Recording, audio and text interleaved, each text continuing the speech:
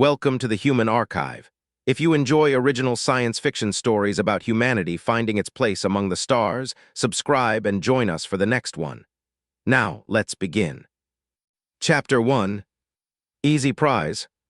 Raider Captain Xalvek Droon had taken 14 merchant ships without firing into a pressurized crew compartment, and he considered that a point of professional pride. Dead crews damaged cargo. Panicked crews broke machinery. Frightened passengers complicated negotiations.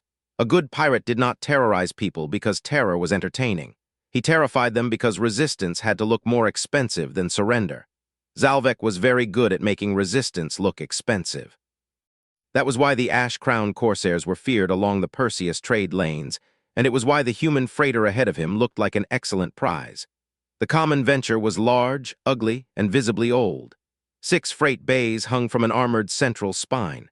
Modular tanks clustered around a drive section covered in repair scars. The intelligence summary listed 64 crew, no passengers, minimal defensive armament, no escort, and a cargo worth enough to pay 3 Corsair crews for a year. Industrial superconductors, reactor ceramics, precision fabrication equipment, agricultural catalysts, nothing glamorous, everything valuable. His first officer, Varen Shaw, glanced at the summary and asked if Xalvek was still suspicious. Xalvek said human ships were often suspicious. When Varen pointed out that this one was hauling pressure seals, Xalvek replied, "That does not make it less human." Xalvek had ordered intelligence to check the manifest 3 times. No Marines. No disguised warship. No nearby patrol force waiting behind a silent transponder. Just a merchant vessel carrying the kinds of things colonies needed when they wanted to keep working. 3 ash-crowned raiders spread around the common venture. Jammers cut long-range communication. 2 precision shots damaged the freighter's maneuvering assemblies without opening the hull. The human ship immediately rolled its cargo spine toward the nearest raider, placing mass between the bridge and hostile guns. Competent, Xalvek thought. Not useful, but competent. He transmitted terms. Captain Amina Gage answered 23 seconds later. She was a dark-skinned human with gray threaded through tightly bound hair and the flat expression of someone who had already decided what she was willing to lose. "Raider Captain," she said, "you shot my steering gear. Only part of it. Generous." Xalvek ignored the tone. "Shut down propulsion, disengage internal security, and accept boarding. Your crew will survive and be released when the cargo transfer is complete. Personal property remains yours. I will not damage engineering unless you force me to." Amina asked 3 more questions: medical treatment, ship stores, whether the pirates intended to separate the crew from their vessel after the transfer. Xalvek answered truthfully. His reputation depended on predictable terms. Finally, she said, "We'll comply with boarding." Varen relaxed. Xalvek did not. Nothing is easy until the airlocks are ours. 3 boarding craft attached at the forward service lock, port freight access, and engineering maintenance collar. Xalvek went with the bridge team. He preferred to see the moment ownership changed hands. The humans did exactly what they had promised. No gunfire, no explosive traps. Crew withdrew from access corridors while armed corsairs advanced. Several pressure doors delayed them, but nothing looked like organized resistance. 9 minutes after entry, Xalvek walked onto the bridge with 8 armed pirates behind him. Amina stood beside the navigation console with 6 unarmed bridge crew. "This is the part where you tell me it's your ship. This vessel is mine." She looked around the bridge, then back at him. "You've got the bridge." "That is what I said." "No," Amina replied, "it isn't." Xalvek secured the bridge crew, sat in the captain's chair, and loaded the takeover package his engineers had prepared. Human commercial systems accepted his credentials. Helm access appeared. Cargo access appeared. Engineering status appeared. Environmental control appeared, exactly as expected. "Now it is my ship," he said. Amina did not argue. Xalvek would later wish she had. Chapter 2. 37. The first problem was arithmetic. The common venture carried 64 crew. 15 minutes after boarding, the Corsairs had 37 prisoners. Then the count stopped changing. 27 people remained somewhere inside the freighter. Xalvek ordered a sweep. The ship's sensors were less helpful than they should have been. Cargo crawlers moved on automatic schedules. Refrigeration units cycled. Pumps and repair drones filled thermal displays with machinery. Several crew transponders had gone dark, which Captain Gage explained was legal because civilian crew were not required to wear them off watch. Xalvek asked whether that rule really applied during a boarding. Amina replied that a boarding was not a normal watch. When he demanded to know where her missing crew were, she gave him the least useful true answer available. On my ship. Xalvek decided not to reward that answer with attention. The first sweep team entered the maintenance spine between decks 7 and 8 and immediately reported a problem. The corridor branched where the official schematic showed a single route. Xalvek opened their camera feed. Beside the expected passage was a narrow opening cut through an old equipment housing. A hand-painted label read coolant bypass access, do not block.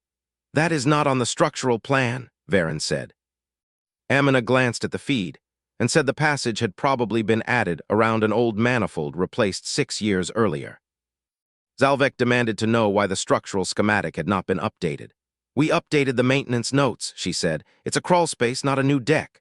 For an Orsavi pirate in armor, the distinction was academic. For a human technician, it was apparently transportation.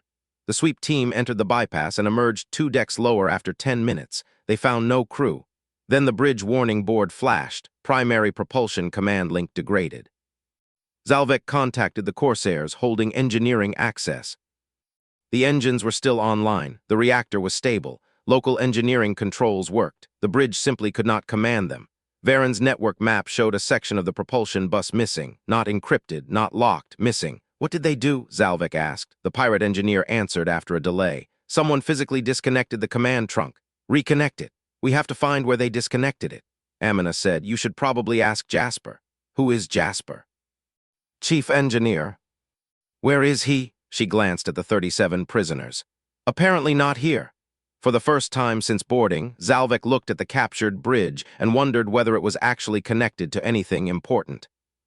Chapter 3. Because things break. Chief Engineer Jasper HSU became the highest priority target on the ship.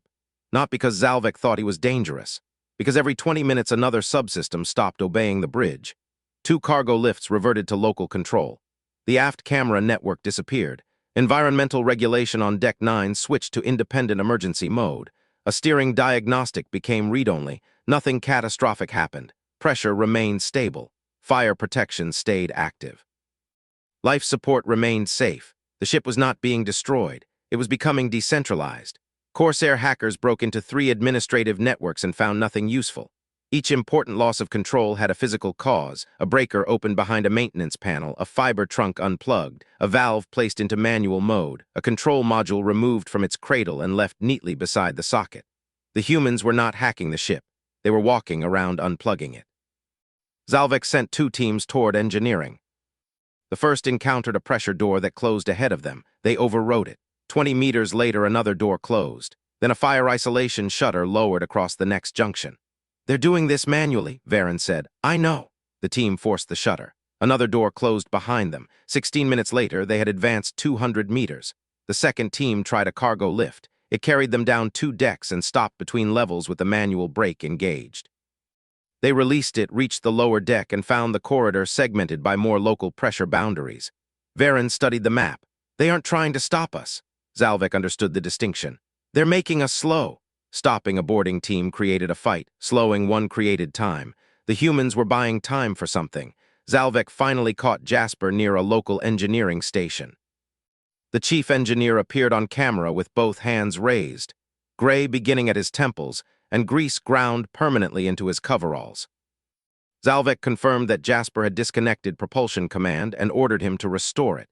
Jasper said he could not do that from the station where the pirates had caught him. When Xalvek pointed out that Jasper himself had disconnected the line, the engineer admitted he had isolated it in 3 separate places. That finally pushed Xalvek to ask why a civilian vessel needed so many manual isolation points. Jasper looked genuinely confused. Because things break. No pride. No clever speech, just the answer. Xalvek ordered him to restore central command. Jasper said it would take hours because each isolation had to be reached physically and verified before reconnection. When Xalvek threatened consequences, the human became visibly afraid. That reassured Xalvek for approximately 3 seconds. Then Jasper swallowed and said, "Still takes hours." Xalvek believed him. That was the problem. Chapter 4. Freight. Cargo Chief Lena Varga turned Freight Bay 4 into a maze without threatening a single pirate. A Corsair squad entered the bay because it offered the cleanest route toward engineering. The first container stack moved 3 meters on magnetic rails and blocked the lane. The team changed course. A low cargo crawler rolled across the next passage and stopped sideways. Xalvek ordered the squad to override the crawler. The squad leader reported that the local panel was locked, so Xalvek told them to cut the lock. While the pirates worked, a second container stack shifted behind them. Slowly, safely, just enough to close the route they had used. The squad leader's voice tight. "Captain, the cargo is moving. Cargo does not move itself." After a pause, the leader said, "Human cargo apparently does." More lanes changed. One opened while another narrowed. The pirates followed the easiest path until Varen suddenly saw the pattern. They're being herded. The squad emerged from the freight deck, almost 600 meters from engineering.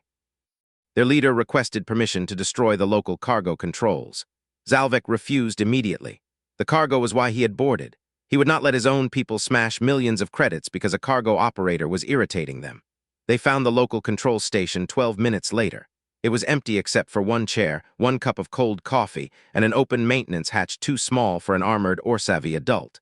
Amina confirmed that the cargo chief was Lena Varga. "How many maintenance passages does this vessel have?"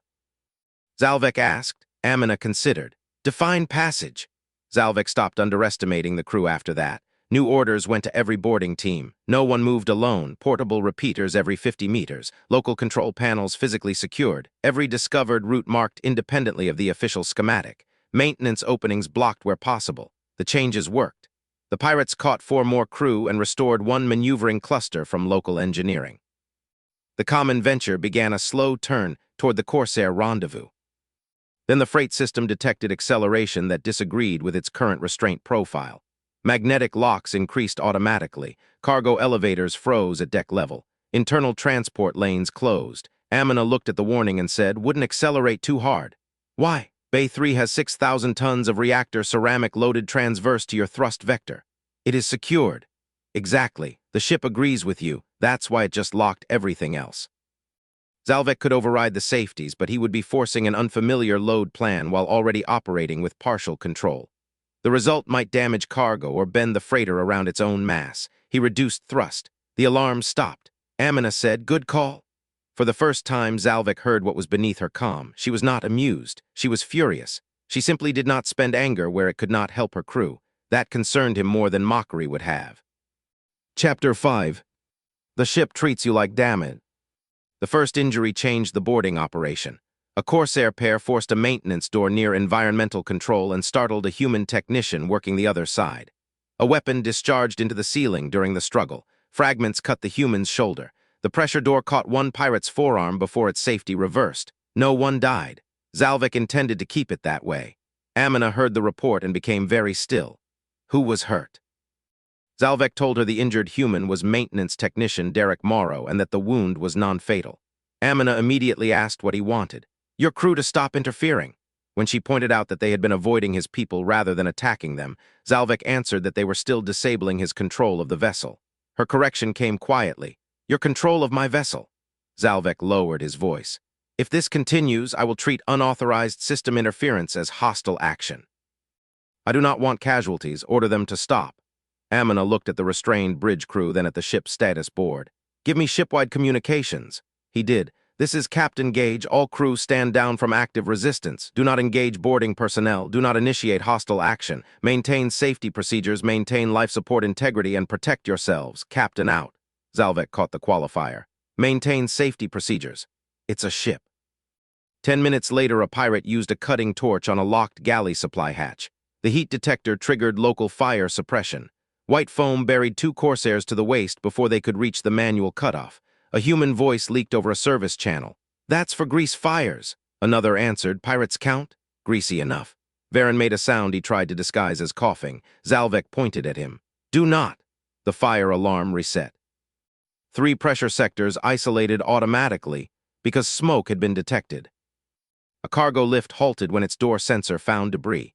Medical rerouted around the affected deck. Environmental control increased extraction in the galley zone.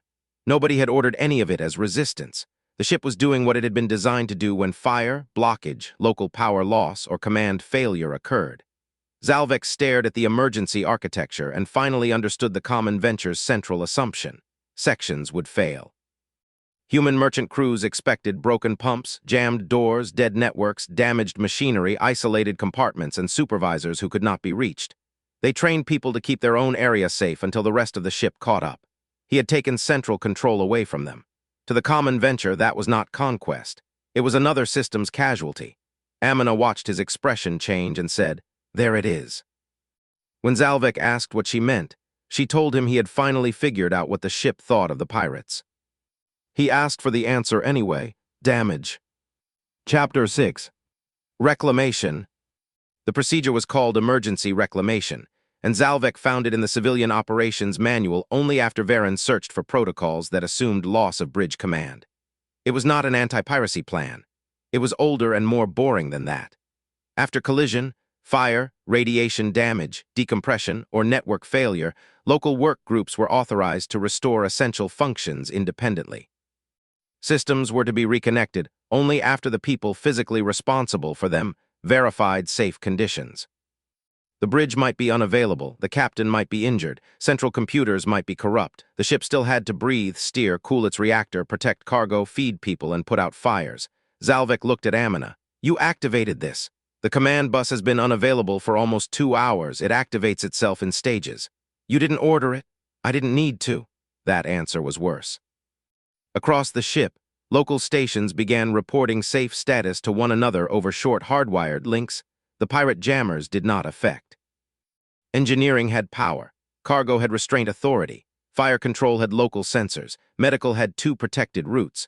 Auxiliary steering could operate from a compartment Xalvek's teams had not secured. The pirates adapted again. They consolidated on essential nodes and blocked maintenance passages. They captured another 6 crew. They began carrying mechanical clamps for pressure doors. Progress improved wherever a Corsair physically stood.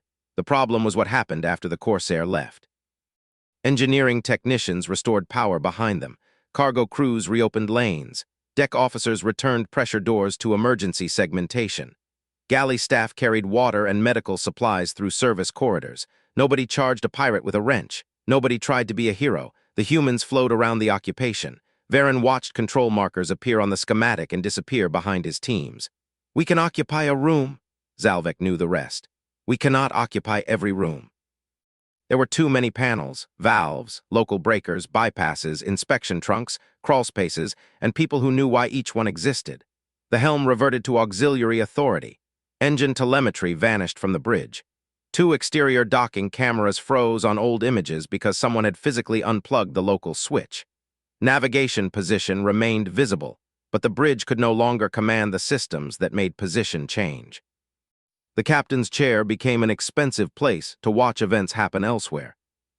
Xalvek accused Amina of sabotaging her own ship. She rejected the word immediately. Her crew had isolated command systems, she said, not destroyed them.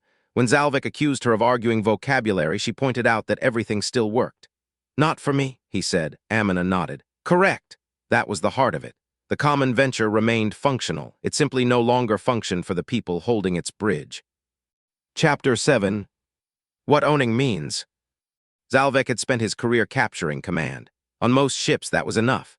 A bridge controlled propulsion. Propulsion controlled movement. Movement controlled everyone aboard. The common venture had been built by people who apparently considered that chain too fragile for ordinary commerce. Jasper HSU had local propulsion authority. Lena Varga had cargo. Deck crew controlled pressure boundaries. Medical could open emergency routes. Environmental technicians could isolate life support zones. The galley chief, Omar Bisset, had somehow turned refrigeration passages into a human message network simply because every watch eventually came through his part of the ship. None of them understood the entire vessel. Together, they understood nearly all of it. Xalvek called Amina closer and insisted that he still physically possessed the ship. She corrected him. He had armed people inside it. He reminded her that he held the bridge, the main engineering entrance, and the captain herself. Amina conceded the last point, but noted that he controlled only one entrance to engineering. His mandibles tightened. "Then explain why you believe this vessel is still yours." Amina's expression lost the small remnants of dry humor. "Because we know how it works." No boast, no threat, just the truth. Xalvek opened the status map. The ship had not become inoperable. Cargo remained safe. Atmosphere remained stable. The reactor ran within normal limits. Auxiliary steering reported ready. Internal communications had begun rebuilding around pirate-held zones. His crews knew how to board ships. The humans knew how to make this ship continue existing. Varen moved beside him. "We should disengage." Xalvek did not answer immediately. Outside, 2 Ash Crown raiders still held weapons on the common venture. He had not forgotten them. Neither had Amina. If he ordered fire, the freighter could be crippled or destroyed. His boarding teams were still aboard. His 3 boarding craft were physically attached. The cargo he had come to steal would become wreckage. His reputation for predictable surrender terms would become worthless the next time he approached a merchant vessel. He could threaten the crew. He could kill prisoners and hope terror restored obedience. But the humans had spent hours refusing direct violence. Once killing began, Xalvek had no reason to assume they would remain so restrained. Profit had disappeared from every branch of the decision tree. Then Varen said, "Long-range comm is back." Xalvek looked sharply at him. A communications icon had appeared on the human status board. One of the missing crew had reached an external array service junction and physically bypassed the jammer-damaged routing inside the ship. The ash-crowned ships were still transmitting broad-spectrum interference, but the common venture now had a narrow directional burst channel. Amina looked at the icon. For the first time all day, she smiled without hiding it. Xalvek checked the trade lane chart. A scheduled traffic monitoring buoy lay well within burst range. Time had stopped belonging to the pirates. Chapter 8. Terms. Xalvek ordered his external raiders to close formation and increase jamming. The human burst channel vanished again, but not before a short packet left the ship. Nobody knew whether the traffic buoy had received enough to matter. That uncertainty made the calculation worse. He ordered all boarding teams to fall back toward their entry craft. The withdrawal was disciplined.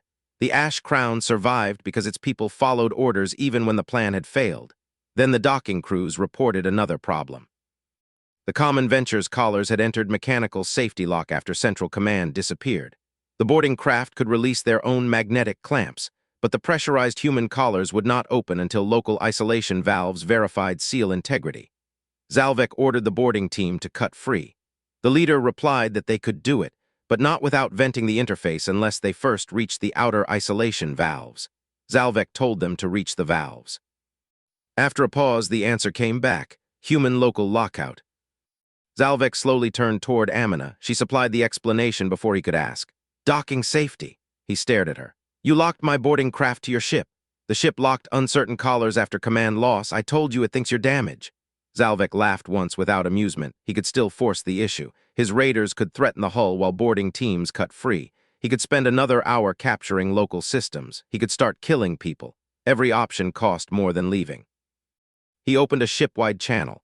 This is Raider Captain Xalvek Droon. I request terms to disengage. For several seconds there was silence. Then Jasper H. Sue's voice answered from engineering. Wrong department. Someone on the bridge made a choking sound. Amina took pity. Captain's department.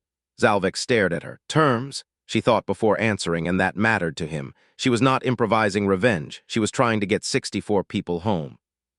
Your boarding teams release every crew member and fall back to their craft. No weapons discharged during withdrawal. We restore the docking collars one at a time. Your raiders clear weapons range before the final craft detaches. You stop jamming when your last team is aboard. We do not pursue. Xalvek asked whether his people could keep their weapons. Amina agreed on the condition that every weapon remained holstered and safed. If anyone pointed one at her crew, the deal changed. Xalvek studied her. You are allowing us to leave. Her answer was simpler. I want you off my ship. Xalvek considered demanding more dignity. Dignity had no cargo value. Accepted. The withdrawal took 41 minutes. Human crew appeared from places Xalvek had never known existed, but they stayed clear of the pirates and obeyed Amina's instructions. One docking collar at a time returned to local control. One boarding craft at a time detached and crossed back to its raider. Xalvek was last to leave the bridge. At the service lock, Xalvek looked back and said she had never expected to defeat a boarding force. Amina agreed. When he asked what her actual plan had been, she answered, keep everyone alive, keep the ship safe, make it hard for you to take us somewhere we couldn't get home from. Xalvek looked down the corridor. You did more than that. Amina glanced down the corridor where engineering lights were returning section by section. Everybody kept finding one more thing they could do. The airlock opened. Xalvek stepped into his boarding craft. Behind him, the Common Venture began reconnecting itself. Chapter 9. Underway. The Ash Crown raiders withdrew before the Common Venture restored full maneuvering control. Xalvek kept his word. So did Amina. No human weapons followed them. No last-minute attempt trapped the final boarding craft. The merchant crew focused on repairs. That irritated Xalvek more than gloating would have. From his command deck, he watched the freighter's status through passive sensors. One maneuvering cluster came online. Then another. Her drive output stabilized. Cargo locks returned to transit configuration. The directional communications array began transmitting repeated distress and piracy reports toward the trade monitoring network. Varen stood beside him and observed that the Ash Crown could still take the freighter by force.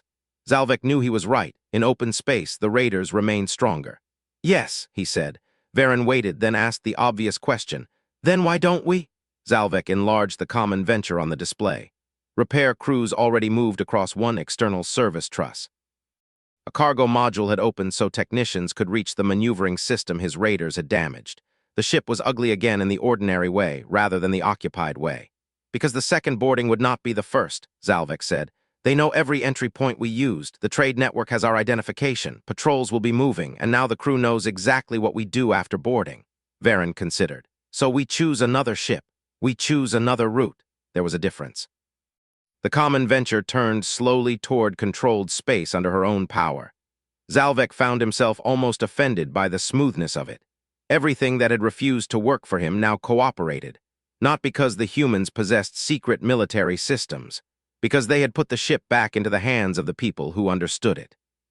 Chapter 10. Merchant Sailors. The common venture reached a system authority station 31 hours later. The Ash Crown had already abandoned the local trade lanes, but Amina's report spread faster than Xalvek would have preferred. Investigators initially assumed the freighter had carried undeclared security personnel. Then they interviewed the crew: captain, navigators, engineers, cargo handlers, medical staff, environmental technicians, electrical maintenance, deck personnel, cooks. 3 had old military service in unrelated roles. None had boarding combat training. None had carried hidden weapons. The ship possessed standard merchant anti-piracy procedures: alarms, compliance guidance, compartment lockdown, emergency communication, and instructions designed primarily to keep civilians alive. The more interesting procedures had not been anti-piracy procedures at all. Emergency isolation, local manual control, damage reclamation, fire response, cargo safety, redundant navigation, bypass access. Crew training for operating when central systems failed. The common venture had defeated the boarding by using almost nothing that had been installed to defeat boarders. Weeks later, Xalvek received an intelligence summary through an Ash Crown contact. It included a quotation from Captain Gage's testimony. An investigator had asked whether she had ordered Jasper HSU to disconnect the command trunks, Lena Varga to redirect cargo lanes, Omar Bisset to use galley access as a message route, and deck crews to reclaim local pressure control. Amina had answered no. I ordered them not to get killed. The rest was people doing their jobs. Varen read the line twice and complained that it made the Corsairs look bad. Xalvek took the tablet back and said it made the common venture look well crewed. Varen considered the distinction and replied, same difference in this case. Xalvek could not disagree. He changed Ash Crown boarding doctrine the next day. Human merchant vessels were no longer to be assessed only by weapons, security personnel, and bridge architecture. Intelligence teams were ordered to evaluate maintenance topology, local control authority, crew cross-training, emergency procedures, and the number of systems that could remain functional after central command loss. Varen looked at the new checklist. This is excessive. Xalvek remembered a captain sitting calmly in an occupied chair while her ship stopped obeying him one system at a time. No, he said. The old list was incomplete. Epilogue. The Manifest. Months later, an Ash Crown intelligence officer placed the Common Venture's crew manifest on Xalvek's desk. The pirate fleet had moved far from the Perseus lanes. The Common Venture had returned to freight service after repairs. According to rumor, the crew had painted a small crown beneath one airlock with a red line through it. Xalvek hoped that part was false. The officer tapped the manifest. I've reviewed it 3 times, nothing unusual. Xalvek looked down the list. Amina Gage, Captain. Jasper HSU, Chief Engineer. Lena Varga, Cargo Chief. Omar Bisset, Galley Chief. Then navigators, medics, deck officers, electricians, environmental technicians, maintenance crew, and cargo hands, ordinary merchant sailors. That document is misleading, Xalvek said. The officer tilted his head. How? Xalvek remembered pressure doors closing one after another. Cargo lanes changing shape. A command signal disappearing because someone had physically removed the connection. Fire suppression burying armed pirates who had used a torch in the wrong place. A civilian emergency procedure rebuilding a ship around the people occupying its bridge. He pushed the manifest back across the desk. It tells you what they do, he said. It doesn't tell you what they know.